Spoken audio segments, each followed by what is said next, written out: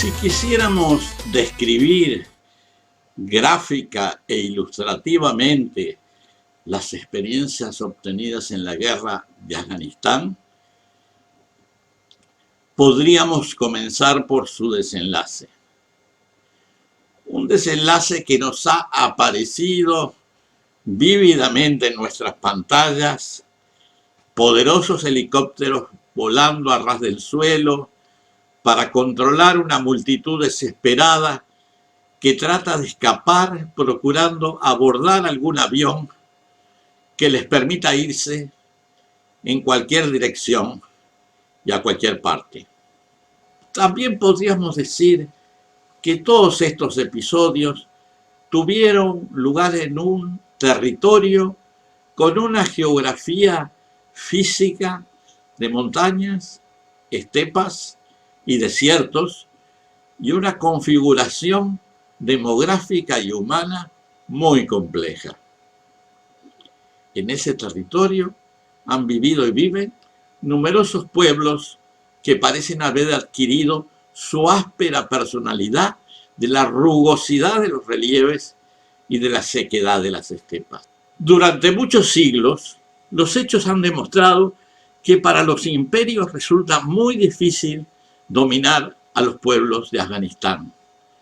Desde los tiempos de Alejandro Magno, desde los ejércitos turco-mongoles de Tamerlán, hasta el Imperio Británico del siglo XIX, la Unión Soviética en el siglo XX y los Estados Unidos en el siglo XXI, todos estos poderes imperiales tuvieron problemas para instalarse y permanecer en el país.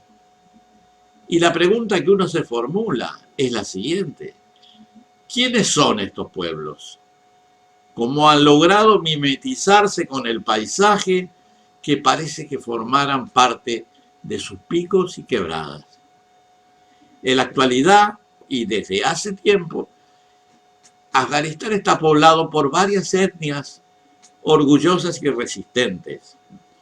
Los más identificados con el país son los pashtunes y los hazaras, aunque también residen en el territorio otras etnias, como los uzbekos, los beluchis, los tayikos, los aymak y los turcomanos. Los pashtunes son el grupo étnico más importante del país, con 14 millones de habitantes en un país que tiene 38 millones, algo así como el 40% de la población.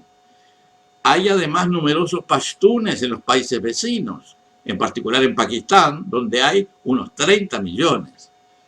Los pashtunes hablan su propio idioma, que es una lengua de la familia iraní oriental, y que en Afganistán es la lengua materna de la mitad de la población. Hacemos notar que los pashtunes son mayormente musulmanes sunitas. El segundo grupo étnico, los hazaras, que representan un 12% de la población, y son 4 millones de personas, tienen raíces mongolas y turcas.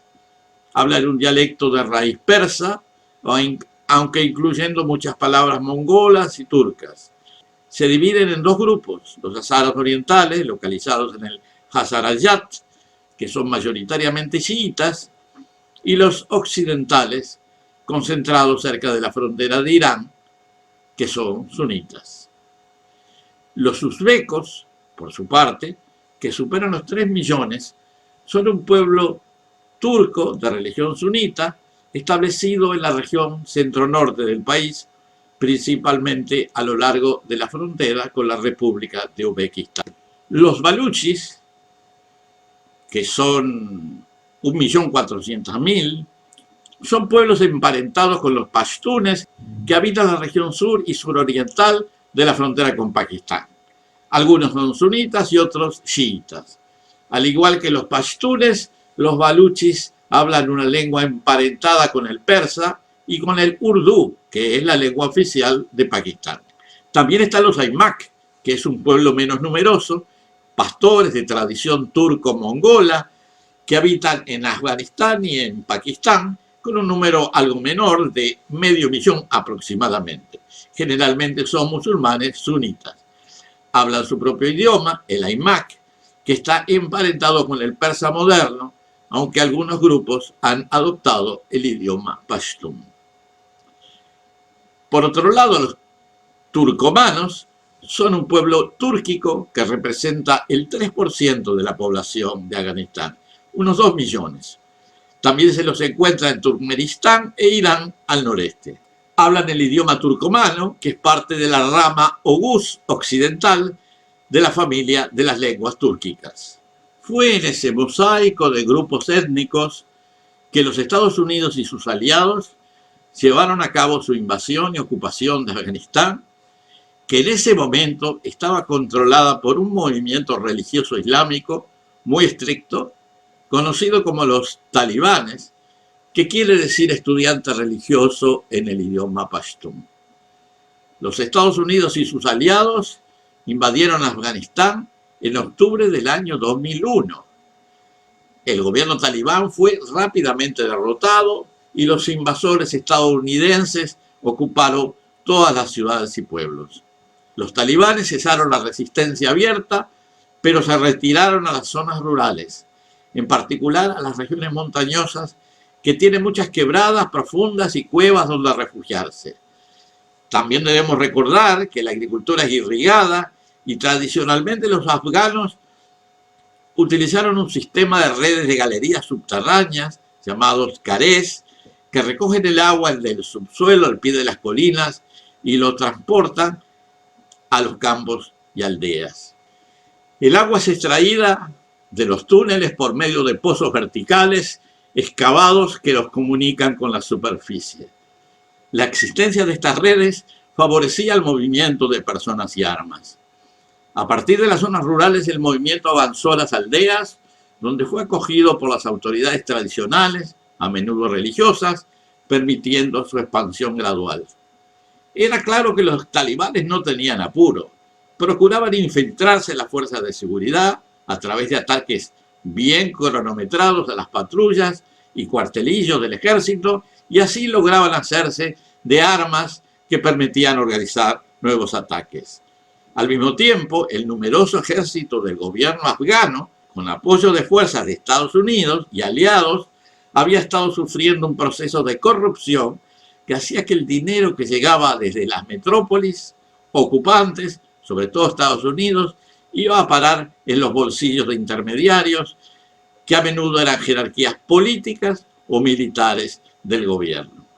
De esa forma, el sistema se iba corrompiendo por dentro sin que los estrategas de las fuerzas internacionales pudieran controlarlas o incluso, en algunos casos, participaran de las comisiones y coimas. No fue extraño que durante el mes de agosto de 2021 la estructura militar afgana se derrumbara como un castillo de naipes ante la sorpresa de los gobiernos involucrados en la guerra y hasta de los propios talibanes. Esta debacle militar preocupó a las fuerzas sociales que en Afganistán estaban procurando asegurar derechos civiles, en particular para las mujeres, que en otra época, durante el primer gobierno talibán, estaban fuertemente limitadas. Había preocupación que con un nuevo gobierno islamista se produjera un fuerte retroceso, cosa que seguramente ha de ocurrir. Una enseñanza de esta guerra es que las invasiones y los bombardeos de pueblos y ciudades no son el mejor método para procesar un cambio cultural. Se comprobó que el efecto puede ser el opuesto. Es posible colaborar desde el exterior para acelerar estos cambios con becas a jóvenes afganos de ambos sexos, presencia de educadores, tanto a nivel técnico y universitario, como local en las comunidades. Al mismo tiempo se requiere mucha difusión en los medios y a través de Internet, y en todos los casos evitando adoptar el rol de invasores.